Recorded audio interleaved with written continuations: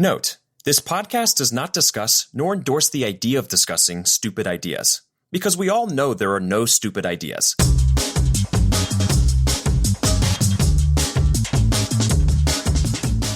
Hello, and welcome to Discussing Stupid, the podcast where we will tackle everything digitally stupid, from stupid users and the crazy things they do, to stupid practices and the people who use them. We'll explore the stupid things we all do, and maybe even come up with a few ideas on how to do things better. And now that I got your attention, let's start discussing stupid.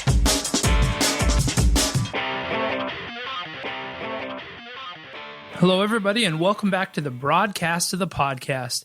I'm Virgil, the Principal Human Solutions Architect at HighMonkey, and your host.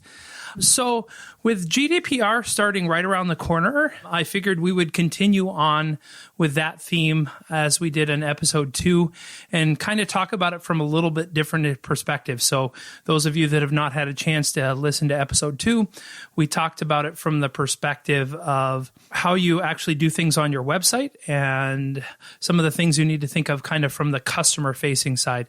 Now we're going to talk a little bit more about GDPR and how you handle that data once you receive it and some of the things you need to do in the practices behind the scenes, because there's a lot of requirements out there in the GDPR, and it's very important for you to understand that, because if you don't, that's probably where you're going to get nailed first, is your mishandling of this personal data.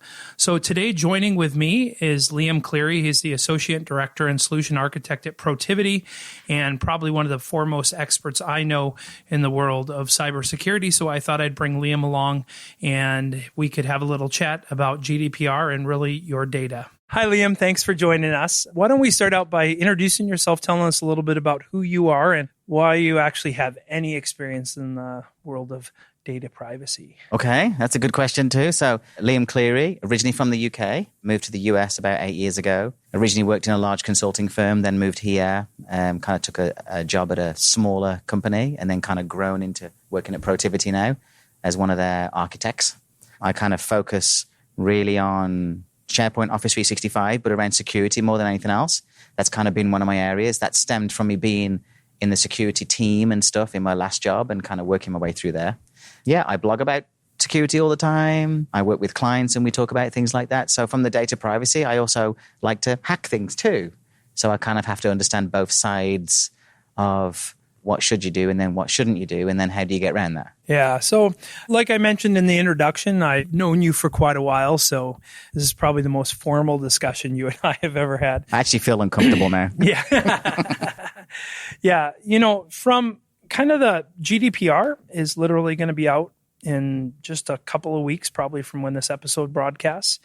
You know, I spent some time talking with David Komarek from Kentico Software about kind of from a public website side of what we need to think of from data privacy from that side and how the GDPR really affects that. I think one of the interesting things I'd really like to talk to you about is kind of looking at the other side, not only our internal data, but kind of what happens. So we've collected all this information about people and their personas and everything about them. What are some of the things that you're seeing and you're talking to your clients about from that kind of privacy perspective that they need to start thinking about? I think the first thing is seeing lots of clients where they're really worried about GDPR, but then they're not quite worried, like really what that means. They're kind of unsure as in how it's going to affect them, like what's going to happen. Well, does the data that I actually have even count? And that's the first thing. One of the first things that we tend to find is people don't know where the data is. They don't know what they have. They think that their privacy data, their PII data is in that system over there. But in reality, it could be in 27 different places. And so they spend a lot of time focusing on that one application and misunderstanding that the data is copied everywhere, even your C drive, because people still store stuff there. So they have this data all over the place that they're worried about, but they don't know how to get to it. They don't know what to do. And so most of the time people have sat on webinars, read blog posts about technologies that can fix that. But in reality, that doesn't fix that, because they have to understand first where the data is, how it's been classified, how it's been used, because GDPR requirements dictate that you need to be able to say, for example, to you, I have your data, Virgil. This is where I have it. This is where it's gone. That's why we use it. And that's how we use it. And then, am I okay to use there? It's that kind of process. So what kind of data does Protiviti have of mine? Well, I'm not talking on behalf of Protiviti. I may have lots of information about you, but GDPR doesn't cover that. You know, what you say there, it's such a mind-boggling thing when we think about how data is out there. I mean, you know, how many times have you received something about somebody, a client or a person or whatever like that, and you know, you forwarded it to somebody else. I mean, and now that's a data chain. So the big question is whether you're doing this out in the public world or you're doing this as some type of internal customer process or whatever it is. How do you even start that? You say, find where your data is. How do people even do that? I mean, that's the hardest task. The hardest task is how do you find everything that you've got? And so you rely on the fact that the other vendors of those applications provide you a mechanism to be able to find data. So, you know, if you're using SAP or ServiceNow or something else, you expect that there's a service you can use and say, I need to find everything about Liam. Show me where it is. But then the internal process is the much more complicated. You know, how do you find the data on Liam that was sent, like you said, through emails? How do you find the stuff that's been stored in the shadow IT Dropbox account that no one knows you have? Or how do you find that? And so there are tools available. It becomes a technology story.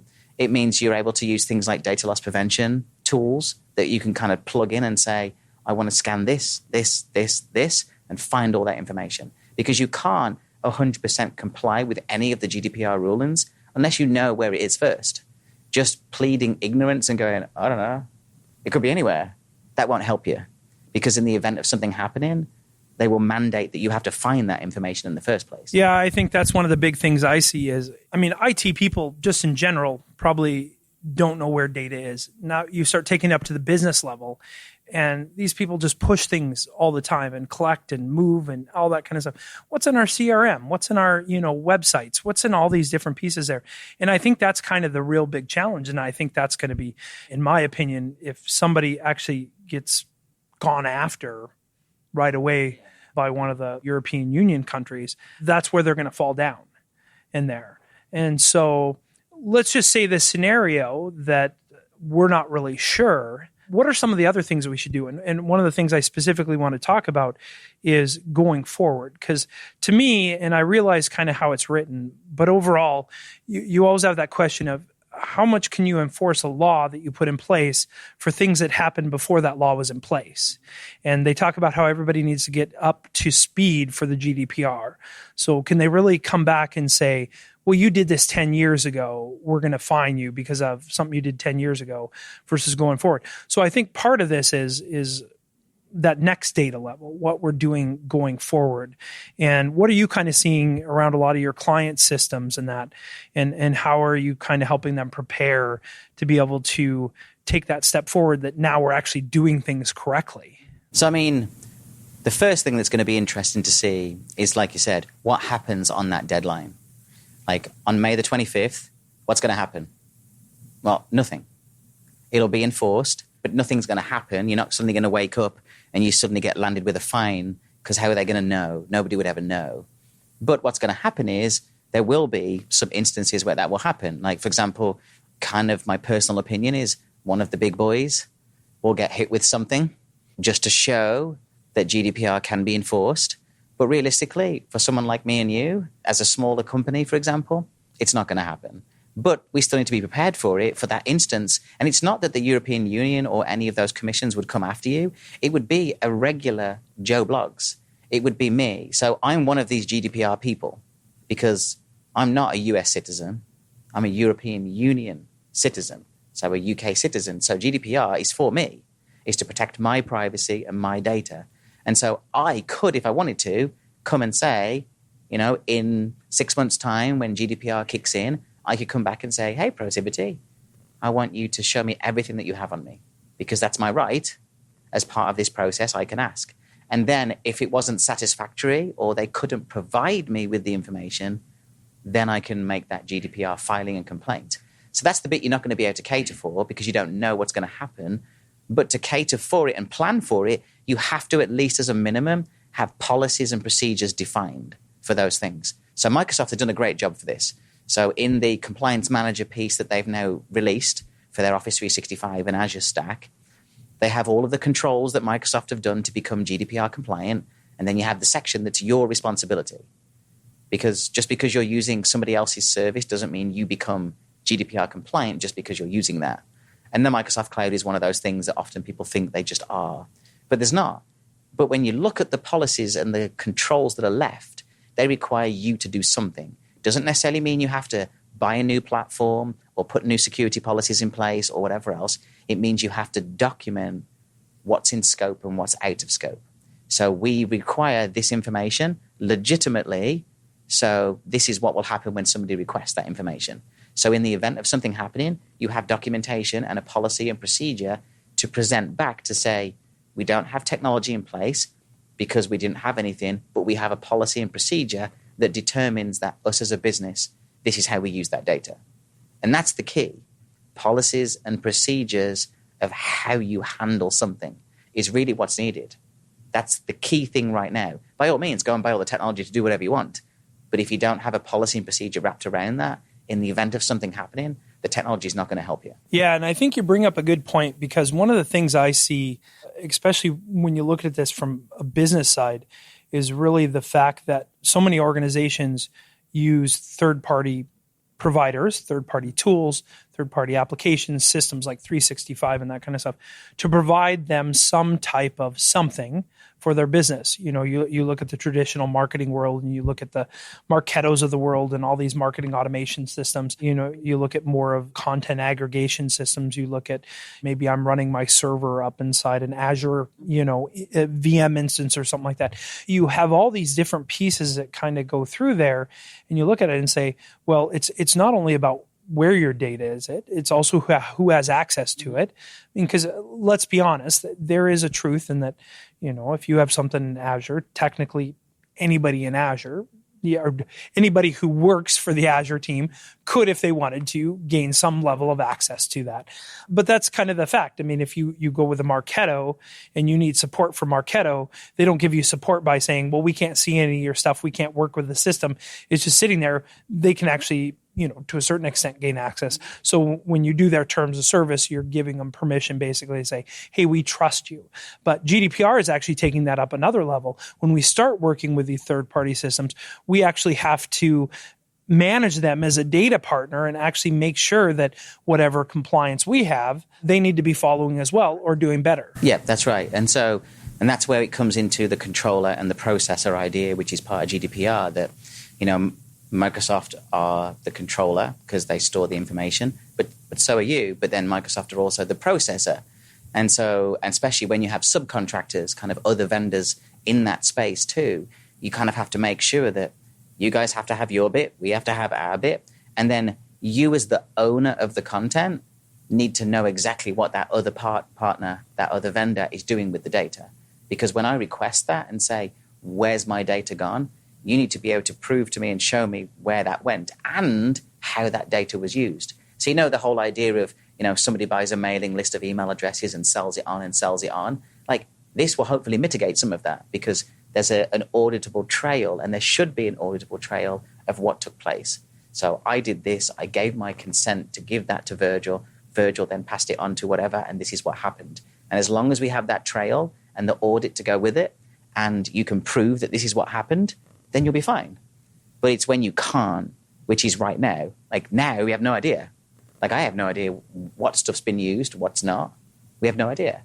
So that's one of the key things to focus on GDPR is that, making sure you understand how that data moves around and really how it integrates in other applications and systems that you might utilize too. Yeah, and I think one of the things that a lot of people have to consider from that side is not only about knowing the path, but why would you maybe be called up because of the compliance in the first place? And I think you kind of brought it up. You said about one of the big boys, and I realize you didn't want to say any names, but to clarify for everybody listening, we're talking about the Microsofts, the Googles, the Facebooks, the Snapchats, all these ones that are massive content aggregators and have tons of information about us. And that's really what we're talking about. But from that side, you kind of look at it. Why is somebody, an EU citizen, going to go to their country GDPR office and file a request for that information, or go to you and file it and then file a complaint on that? It's probably not because I love you and think you're awesome. It's going to be because I have some kind of issue. And I think Facebook, I'm unbelievably curious to see what happens in May with Facebook. They may be the first one. They may be the first one. Just may. I don't know for sure. We've had this big thing. But even from a company standpoint, if you're a company that has a public image and you're a company that had this customer that's disgruntled or anything like that, you really do have this opportunity where somebody's going to say, hey, I want to see all my data.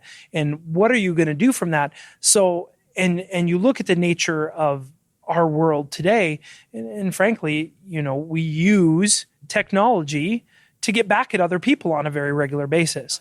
And so one of the things I think is going to also be interesting about the GDPR is going to be how many challenges it gets right up front as well, because people are using it to try and damage the reputation of somebody else.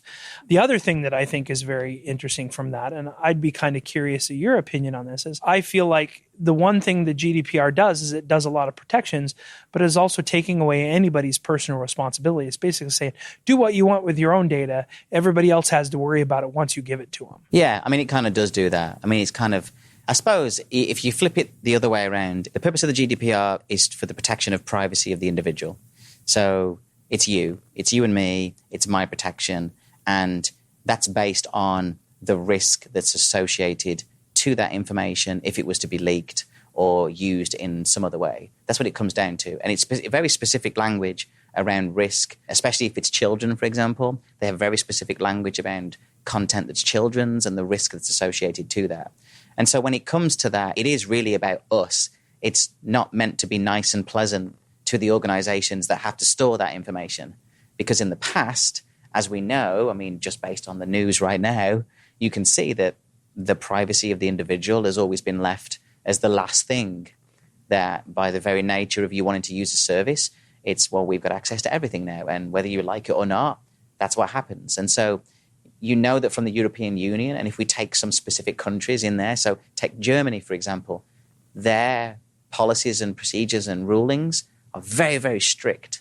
And so there had to be a change, because no longer do people in Germany just work with people in Germany. They work with countries all over the place. And so now it becomes much more complicated to say, well, if I am storing that information, then, you have to make sure it's done. But there's still wiggle room in the GDPR. So, for example, I used a real-world example the other day on a webinar that I gave with Fitz, and we talked about GDPR. And I said, think of the logic here. You apply for a credit card. So you call up the bank and you say, I would like a credit card. And they say, yes. And they say, we need to do a credit check on you. And you say, no. Where does that leave you? Well, you can't get a credit card now. And then you're like, well, but because you declined your consent. And you're like, well, no, that's really silly, because I wanted the credit card. So that consent is no longer yours, because under what's called legitimate interest in GDPR, I can overrule that as the bank and say, well, in legitimate interest of our business and for what you wanted, I don't need your consent to do something with that data, which is hand it off to the next place, to Experian or whatever else, to get a credit check and then make a decision, because it's legitimate interest of you and me as the organization, as the end user. So there's still wiggle room in there to be able to not necessarily circumvent it, but to make sure that somebody isn't just being, a bit of a turd, really, and saying, no, you can't do anything. I mean, think of the logic. I want to be forgotten, but I still want access. Fundamentally flawed in that logic. So there's still provisions in there for you as a company, as an organization, as a global entity, to have some control over what happens. And you just need to provide a mechanism to say, this is what's going to happen. Yeah, I just did a report for one of my educational clients, and part of that was about like a contact form. So you have a contact form, somebody fills out that contact form. The purpose for that is so you can contact me, not so that you can market to me, not so that you can do all this other stuff. But one of the things they were concerned about, well, what happens if that contact turns into a prospective student who actually starts filling out an application and all that kind of stuff? That's kind of when that legitimate business reason comes into play. And as I interpret it, they're no longer really required by the GDPR to be as responsible per se. But the other thing I think that brought up too, that was one of the things is, this is an educational institution that's funded by the U.S. government or by a state government in that particular thing. But it's a U.S. based government entity being held to task by another government entity in another country or in the entire European Union. And I think that to me is going to be one of the more interesting scenarios, because I actually did a lot of research and I tried to find one instance about where had ever sued a US-based government entity. And besides maybe some of the things at the federal government, that just doesn't happen. And so where I kind of went to that client is I said, okay, the chances that anybody's ever going to come after you is probably nil to none. The chances that the GDPR could actually enforce anything against you, that could just be, in my mind, sheer entertainment to watch and say, we're going to hold you to our stuff over here accountable because we had a kid from the Netherlands that decided to apply to school at your college. But at the same time, I said, take it as a good practice. If you want to show yourself as being a responsible member of society, this is things that you can do, is to actually help people understand your data. But overall, from that side, it is. To me, I feel like where you're hearing a lot of it in the US especially is it's this really significant change that maybe doesn't have a lot of impact on us. But there's a lot of organizations that want to make money off it. Therefore, they send you these emails and they have all these webinars where it's like, if you don't get that done, you are doomed. And I get a lot of clients that come and say, are we doomed? And I say, well, you actually sell only to the state of Minnesota. So no. In that. But if you happen to start selling over there, you're going to have to comply with those. But I also have clients that have headquarters, near me, that have offices all around the world. And that's very different. And I think that's going to be one of the bigger things to see. And one of the more interesting things is when, frankly, some country-based organization actually comes after somebody in another country, and to see how that plays. Because the U.S. obviously doesn't have a lot of data privacy rules, but we do have data privacy rules. I mean, you have your own, we have our own data privacy rules. So it's going to be interesting to see how that all goes from there. But I think, kind of circling back to what you can do about it, we kind of talked about where you start, but once you kind of understand that path, where do you go from there? So now I understand where all this data is, and now I need to set up something where somebody wants to be forgotten and I need to forget them, or somebody wants all their data. And that, again, you got your scenario of 27 systems. How do you even think about that without needing to hire a team of developers that works for the next 6 months to do that kind of stuff? Have you kind of found things that you can help, that you've been able to help your clients, or kind of say, start thinking of it like this and how to do something about it? Yeah, I mean, the key here is not necessarily a technology thing. It's more based around a business process. So it's understanding a business process. It's the integration of systems and applications together, and knowing and saying, well, actually, if we have these 27 systems, like which of these are integrated together? And then what can we be notified of when something happens? And then those ones that can't be integrated together, then those are the ones that are governed in those manual steps that you write in those associated documents. I mean, I use the example of the Microsoft Compliance Manager, where that has that built in, but it doesn't do anything for you. It just lets you store the documentation and the notes that you did to put together. And so that's your first step. First step is that. Work out the process. If somebody says to you, I want to be forgotten and you have to get rid of me, then you have to do two things. You have to determine whether that's in scope for GDPR first. So is this in scope, yes or no? And if it is in scope, how do you provide that mechanism? And can you truly provide the right to be forgotten? So I'll give you another kind of example. I come to you and say, I want to be forgotten because I realize that I've been looking at stuff that I shouldn't have. Maybe I've been dealing stuff like using electronic services or whatever else provided by a company. I want them to get rid of it. They will say no, because based on that legitimate interest and legal ramifications, they then have the ability to say, well, we can't forget you because for legal reasons, we need to store that information too. So there's still going to be instances where you're not going to win that one. But what needs to happen is, as an organization, I need to provide a couple of things. The first one is I need to provide the ability for someone to ask and for me to provide a mechanism of what's happening with the data and where it is. And secondly, you have to provide some mechanism of consent. And now one of the article groups in the European Commission that's running one of the articles came back and said, even though legitimate interest can be used, it's best practice to offer some kind of consent. Even if it's like a contact us form and it says, just in case you're aware, we capture this information, and if it turns into something else, you give your consent to us using this information. That would be sufficient, along with a policy, to meet the GDPR. So there's still some things there that you have to fundamentally do. You don't need teams of devs, but if your applications don't provide consent, that does need to happen. Something that you can provide as a mechanism and say, I consent to you using my data. Don't rely on the legitimate interest. It won't always stand up in court. And don't forget that consent and policy also have to be written in a way that it's easy for people to understand. Though if you actually go read the law that says that, it's virtually impossible to understand what they mean by that, which is highly entertaining. But I think one of the things, and the reason I wanted to, besides that I wanted to do 2 episodes in a row right away about GDPR, besides that GDPR is getting ready to launch, I think this is kind of going to be a litmus test for my audience, because overall I'm targeting people probably more in the marketing space, internal communications marketing and that kind of stuff. And a lot of those people are very focused on acquisition of people, acquisition of information, being able to disseminate it out that.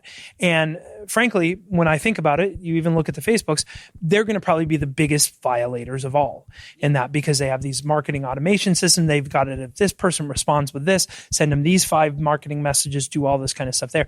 So to me, this is kind of a litmus test. Do they really take it seriously, what they do for their job, instead of just be like, well, how do I get more tweets, or how do I get more followers and that kind of stuff? That stuff is very important, but overall, this is starting there. And I think even though the US will probably be behind, I think we're going to catch up. I really do, because I think there's going to be a trickle-down effect from Facebook right here, that you're going to see some things go through our federal government and our state governments that are going to start to lock down what they're doing with our data and that kind of stuff. I think it is the future, because the reality is there's too much data out there, and we unfortunately all give it away a lot of times freely. You don't even really think about what you're doing.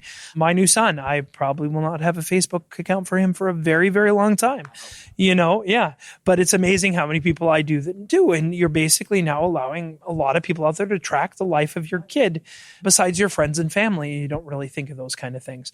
So I think that is going to be a very significant thing. So Liam, I thank you very much for joining me. But if you were to leave everybody with kind of one piece of parting advice, maybe we're not the largest organization, maybe we're a smaller organization, but we want to kind of get started somewhere in figuring out our data. Are there, besides, it sounds like Microsoft has some of the compliance stuff, are there other things that you kind of recommend kind of from that starting standpoint to get going, or resources out there that a person can find to kind of help them through this process? Yes, the UK has some pretty good information. So there's a couple of government entities out there that have documentation, basically checklists that kind of you can run through, and you can look through the articles. So it's the ISC is the group, and you can go in and say, I'm looking for like the data breach one, for example, and I want to know what that means. You can click on that article, and then it will give you a checklist of things that you need to look for. So it's a really good resource. The UK has actually done a pretty good job, because obviously GDPR rulings overwrite the existing data protection privacy rules that they have. And so they've done a great job of doing that. So if you want to look at something, that's kind of the place where you would go. I suppose as like a parting thing, the most important thing would be spend some time identifying where your data is. As much as that's a laborious task, that's the first thing to notice. And then understand whether it's in scope or not. Is it truly PII data from other people that you're utilizing? Is there a risk? Because the key is, if you look at the language, it's about risk of that data or risk to that individual based on the data that you have from them. And so understanding that. So take some time to understand what that means with risk to the individual of the data that you may hold. And then work out a consent option. You're going to have it either way. Whether it's a form that you send to all your clients and say, this is a new GDPR update. So Microsoft did it, for example, when you get a Office 365 contract now, for a cloud service, there's an amendment to the existing contract that has GDPR amendments to it. So if you're an organization that does contracts, maybe it's time to add a GDPR amendment to that contract. So send that to the clients, say, here's our new GDPR updates. This is what we mean by it. This is what we mean by consent. This is what we mean by legitimate interest.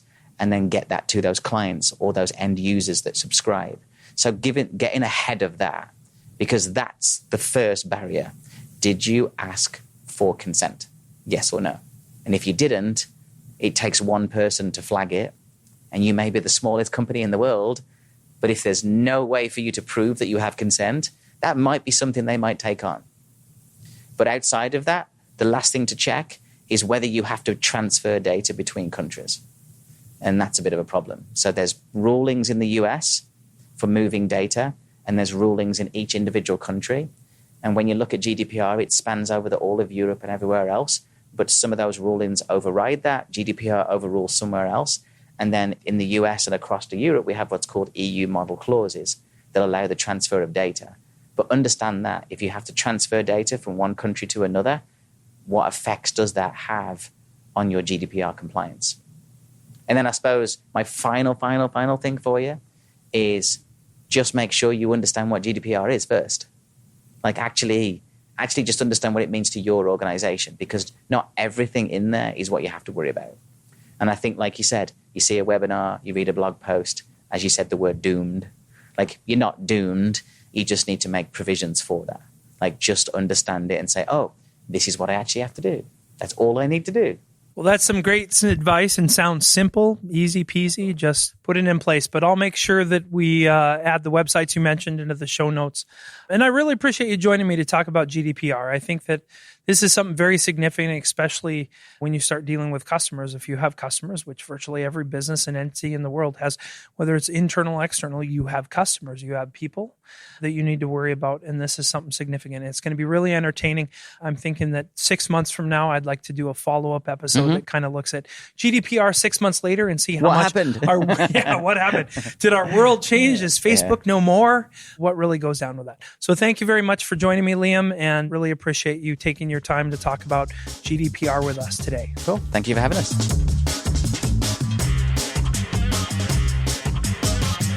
So on today's Stupid Buzz, I thought I'd talk a little bit about something that maybe isn't necessarily a cliche phrase that irks me, but one that is, I think, very particular to this topic, and then also one that is very overused, and that's the concept of data mining. And sometimes you hear this concept of big data and what that really means. And big data is really large data sets. And, we had to have some type of really cool way of saying it. So we said big data versus big data sets and that. And data mining is really what we do with those big data sets, or analyzing that and trying to discover some kinds of pattern. A lot of times this is how our marketing automation works, and the way we do things is by using these big sets of data from our customers or from people that are in our target market or something along those lines that allow us to understand better how they think and what they're trying to do. Some good examples of this is, when you use like an order system to understand buyers' patterns or maybe inventory flow. So if you can do some, companies like Amazon are very good about understanding how to keep in just-in-time inventory because of how the patterns go along with the buyers and all this information. There are other aspects like, understanding patterns in medicine around treatment protocols, what's worked, what hasn't, over a really large set of data. Or from a marketing perspective, obviously, something like buying a list to market based on specific criteria. So you have all those, list generation companies that do that in there. But there are some cautions we have to be around, especially when we start talking about the world of GDPR.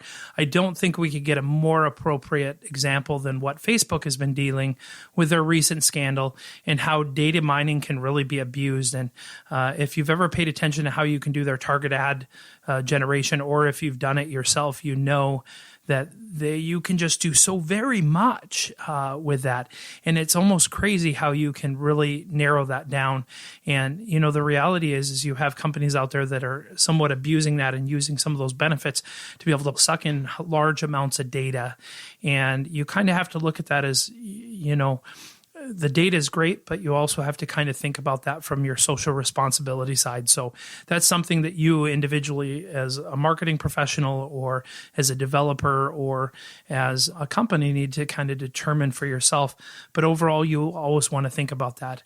And in the world of GDPR in particular, if you're collecting data unnecessary, obviously in some of the discussions that I've had before this, we've talked about consents and what that means, and actually pulling in data or collecting data that you don't need. So if you're collecting things from like a content standpoint and you're asking for email, phone number, and, some other piece of information, do you really need all those pieces of information to reach out to them? So you want to make sure that you're doing that. And then from a mining standpoint, that you're not using that data to try and mine your own pocketbook, but instead you're using it for the purpose that you used in that. And so the big thing is, if you do this, your own pocketbook might just get mined by the European Union itself. So thank you again for joining me on this great podcast. I hope you enjoyed the topic. We're going to start moving on to some other topics, but may come back and revisit GDPR at some point down the road after it's kind of been implemented, and kind of look at what's happened from there. If you haven't already, we encourage you to subscribe through such vendors as iTunes, Stitcher, and SoundCloud, or you can always visit our episodes on our website at discussingstupid.com. If you're interested in interacting with me or sending some comments about the podcast, I always want to hear from people. If you have a topic idea, or maybe you just have some comments or want to have a discussion around something, you can reach out to me really two different ways. The first is my email address at me@discussingstupid.com, or you can also send me a tweet at discussstupid which is my Twitter handle. So you're just not discussing stupid, it's at discussstupid. So until our next episode, feel free to discuss stupid on your own.